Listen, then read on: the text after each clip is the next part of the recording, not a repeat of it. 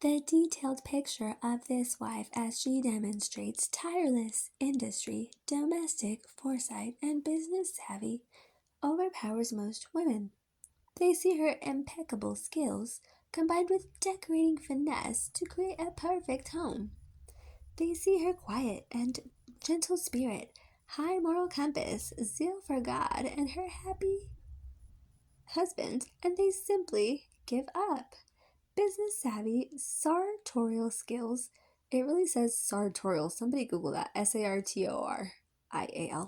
Skills. Wow. That really messed me up right now. There's chips from my mouth. They see here high moral compass, so forgotten, happy husband, and they simply business savvy sisters. Okay. See how I keep fucking my mind's not okay today. Decorating finesse, creative planning, sweet spirit, moral integrity, satisfied husband. It does say that twice. Spiritual zeal and happy. Sometimes it seems like there is no way a woman can do everything. And happy, sometimes it seems like there is no way a woman can do everything.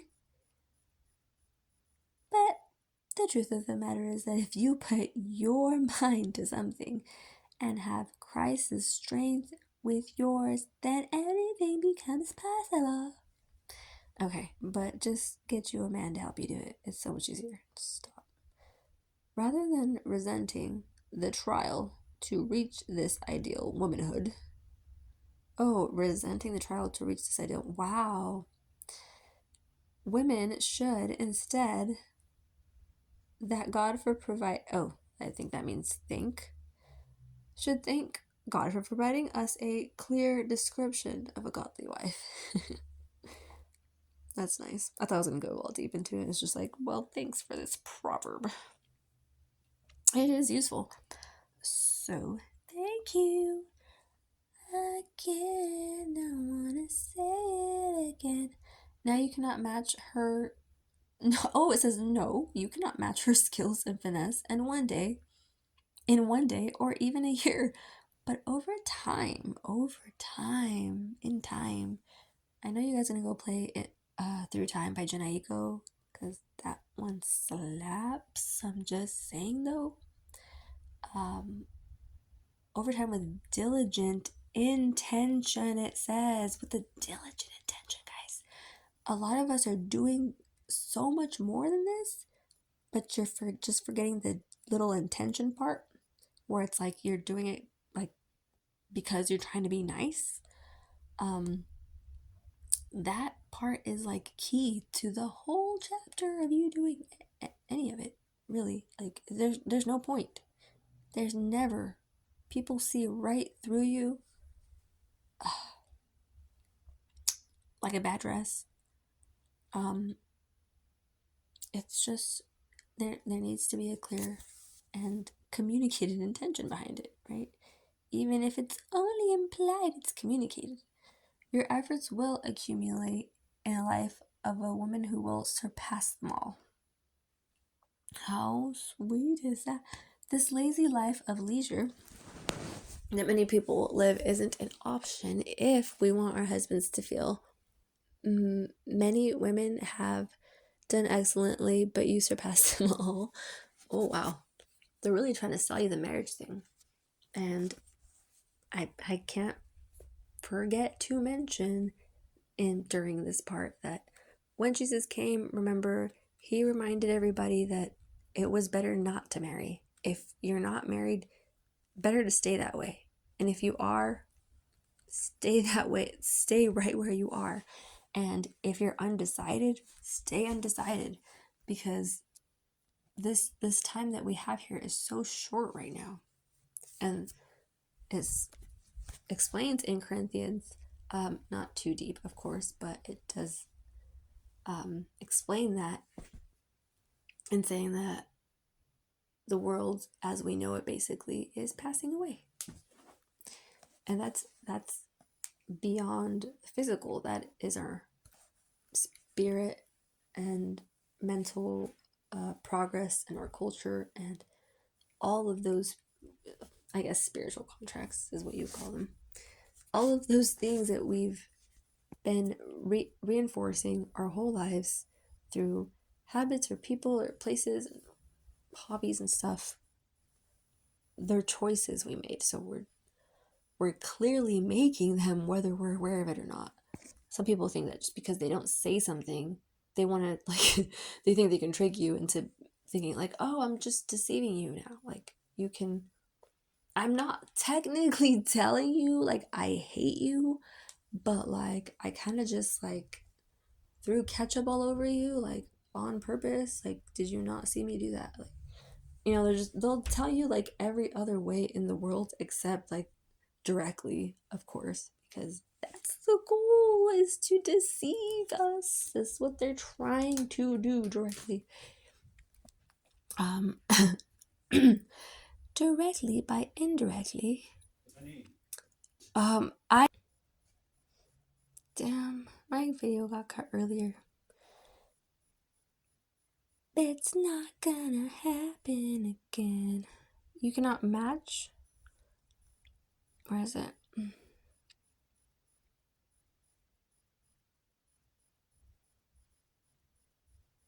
Okay. Thank you, God, for bringing us Proverbs 31. We needed it.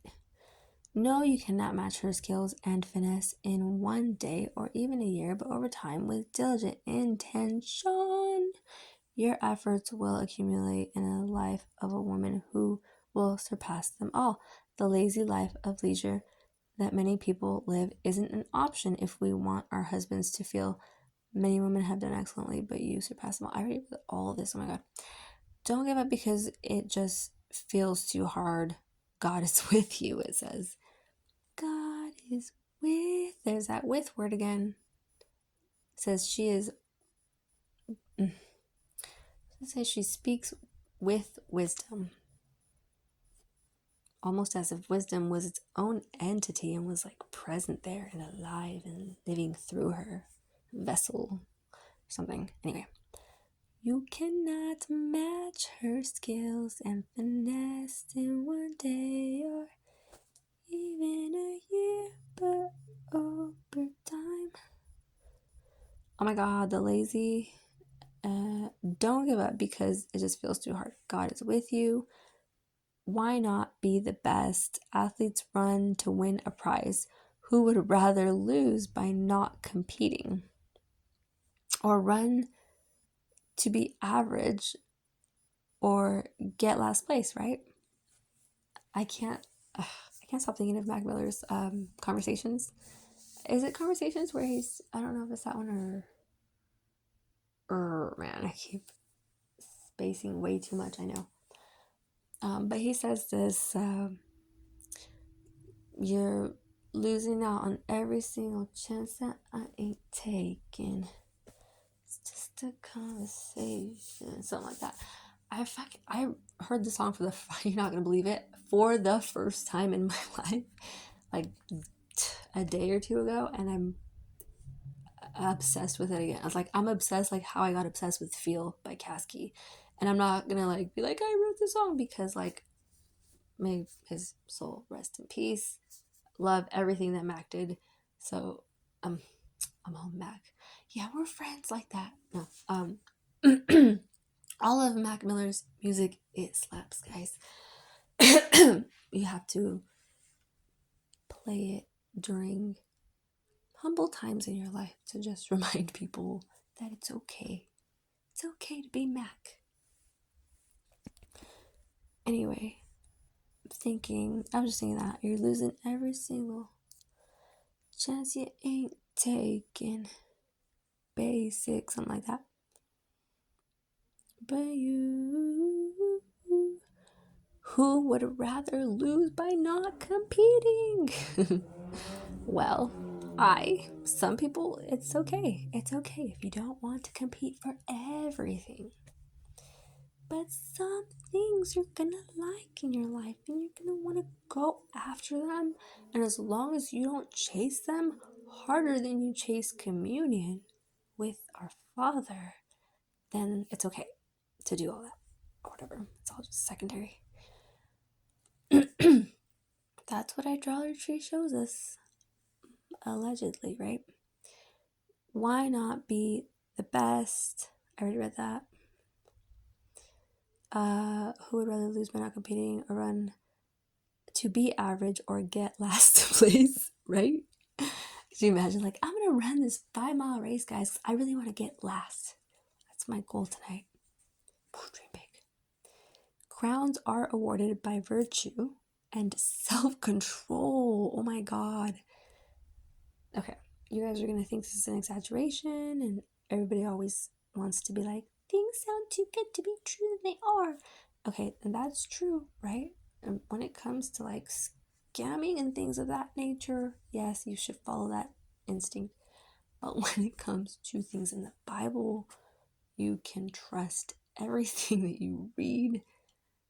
If you ask me, yes, and everything has not double meanings to them, quadruple, octuplet meanings.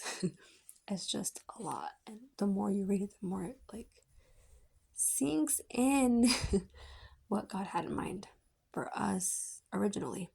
So crowns are awarded by virtue and self-control, it's saying, and women who practice those ideals often find themselves with more. It's like statistics back in the day wasn't a thing, but they were capable enough, obviously, to still have a way to figure out these ideals for women. Obviously weren't changing, and there's a very good reason for taking it down, putting it in unmistakable terms. And women who practice, it says, I read that. So there's like, what do you call them?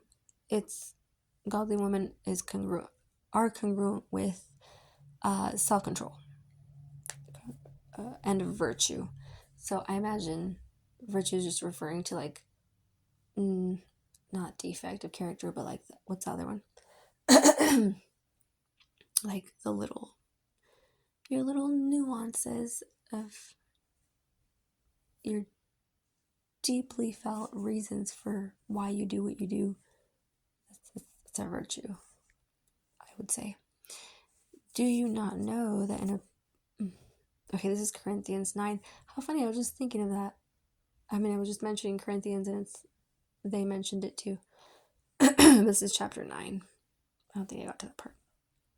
Do you know that in a race, all the runners run, but only one receives the prize? So run that you may obtain it.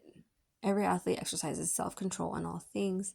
They do it to receive a perishable wreath, but we an imperishable. So I do not run aimlessly. I do not box as one beating the air, but I discipline my body and keep it under control, lest after preaching to others, I myself should be disqualified. That makes a whole lot of sense. So the author is just saying, instead of wearing out all my strength, battling it out with all these people who maybe don't even deserve my time and attention because they're just like half asleep, like talking out of their ass, not really saying anything.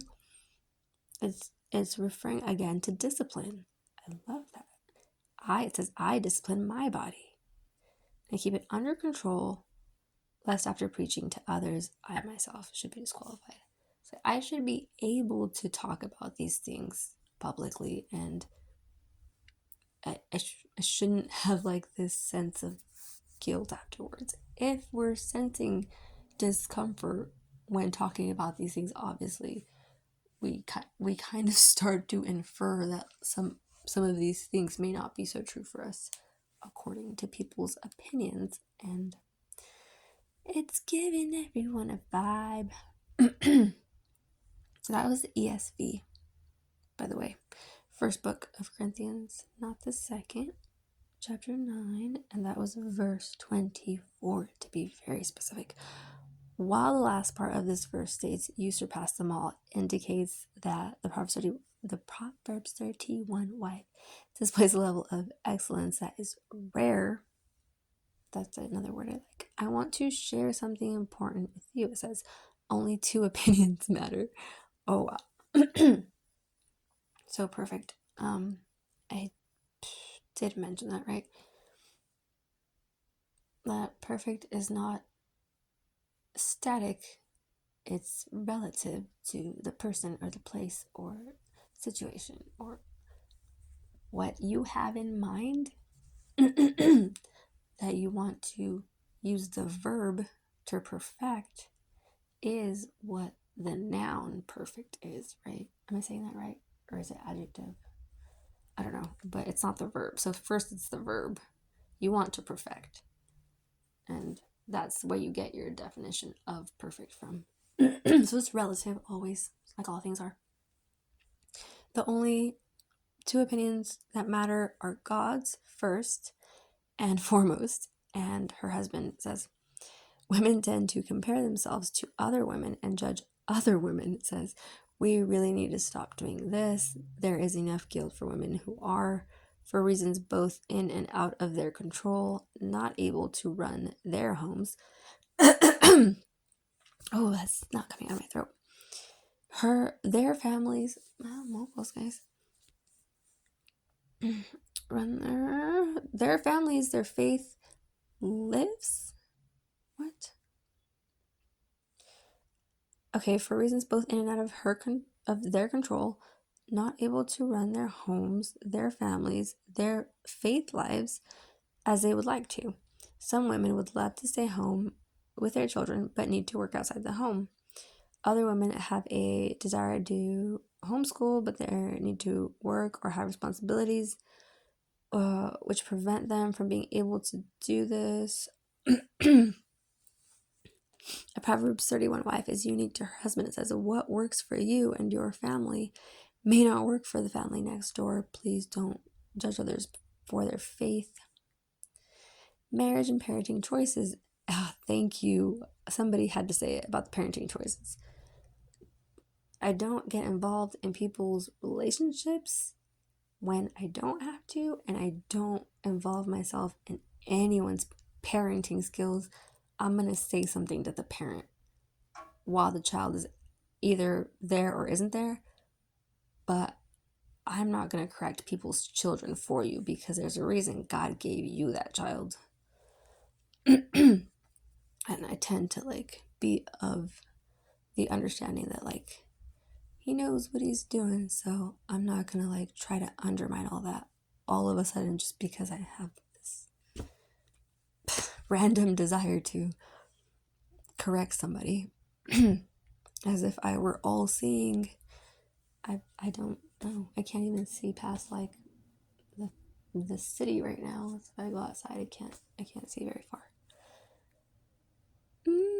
If I was God, I would see everything though. So that's why he has the power to judge these things about people. Anyhow, we're all brothers here. Everyone on earth, we're all brothers. What works for you and your family? Anyways, it says, don't listen to judgment from anyone else. We got that down, guys. And in the very first post in this series, looking at what the Proverbs 31 wife looks like in today's world, I addressed that the role of the virtuous woman is unique to her husband. Oh, I thought they're going to explain that. Okay, there's a little more. If you're confident that God is pleased with you, or at least you striving to glorify him, while you carry out your role or daughter, wife, and mother, you need to be thankful. Okay, let's rephrase that. We should want to be thankful and let it be if our husband is pleased with how we carry out our duties, even better. If Mary at small group takes issues with one of your choices, that is on her, not you. I keep seeing this a lot too, you guys. I'm kind of glad they mentioned that. When people get upset about something, we automatically want to take that on because people are highly contagious, and especially if it's someone that we care about and they care about us. So it's obvious reasons, right? But when you understand that there's always going to be issues with even the smallest minute details, and it's hard for us to immediately understand where those choices are coming from, we have to be able to put the entire situation aside and say, whether this is right or wrong, it's none of my business, right? So if people want to be upset with us, then go ahead and proclaim that. If you need to, go ahead and let the appropriate authorities know that this person is underhandedly doing things against you, things to maybe deter you from something, or deprive you of something, whatever. But don't let yourself become like them, right? Because that's like fucking for virginity, for lack of a better analogy. See, I'm getting more and more used to I know there's like a lot of sensitive people, and they're like, they have traumas that they haven't dealt with, so it's very important to like be very aware of those people. And a lot of us, we're just like, shit, fuck, piss and guts, but it's okay. Like, we're all getting to know each other now, and we're understanding the meaning behind the words instead of just focusing on the words, right? So that's why we don't listen to judgment from anyone else. Once we start to hear a type of judgment, we have to understand that person's, it's going to be hard to reason with someone that's already made up their mind about something, right? Versus someone that's asking you a question to better understand something, right? If someone were to tell you, oh shoot, my phone just died on me, now I can't finish reading that. I guess that's where we'll stop. Anyways, if someone's telling you, where is my phone? Where did you put my phone? This sounds a lot more, some people might take it as an accusation. I personally would never hear something that I don't like hearing, right? I'm just gonna like walk away from it before I start, trying to entertain all that bullshit. It takes a lot for me to do that. So it's obvious, like the people this comes naturally to, so they do that. And they just sort of like, okay, I'm just gonna ease away from the situation because it's still gonna be there. When that person has thought about it thoroughly and kind of like eased up their mind. I'm seeing the lights in the wall. That's kind of creepy. Okay.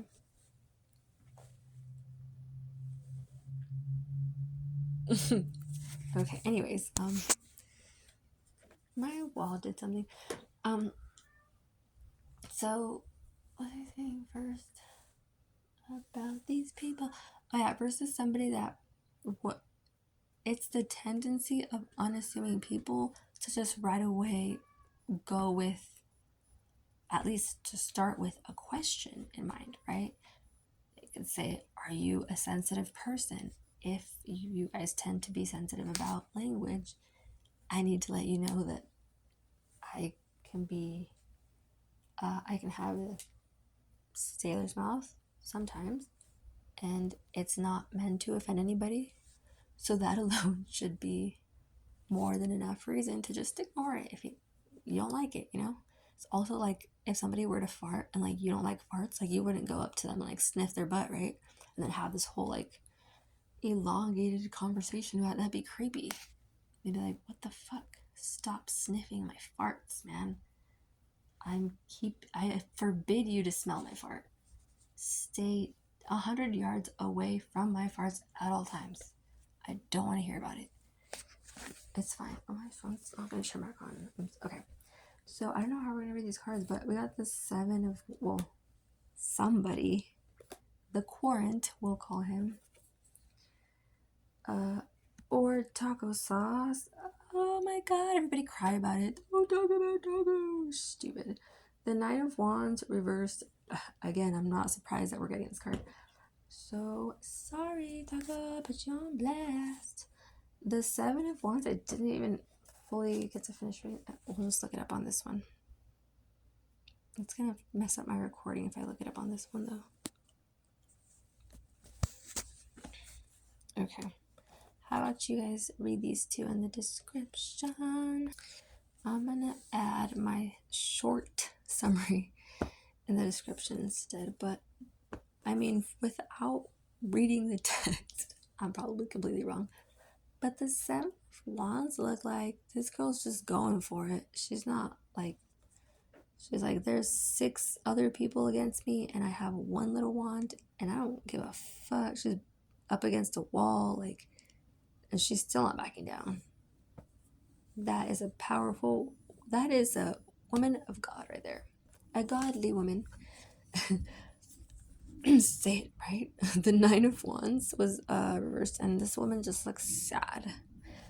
I think I remember though. The 9 was, oh, that's when you're having okay. I keep thinking of the fucking swords. It's not the swords, Steph. It's not the swords.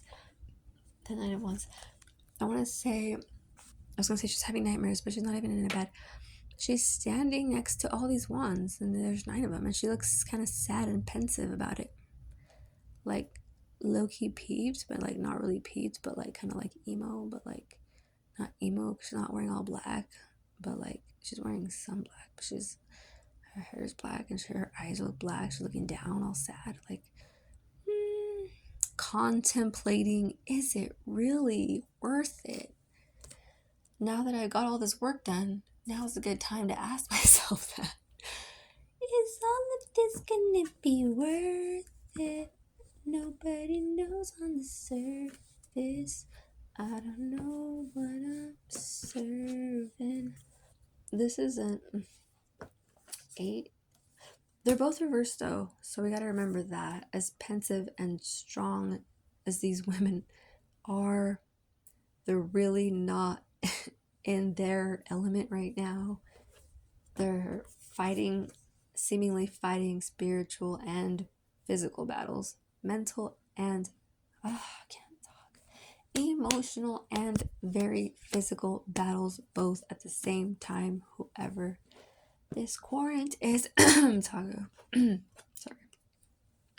And yeah, I hate to burst all of your bubbles.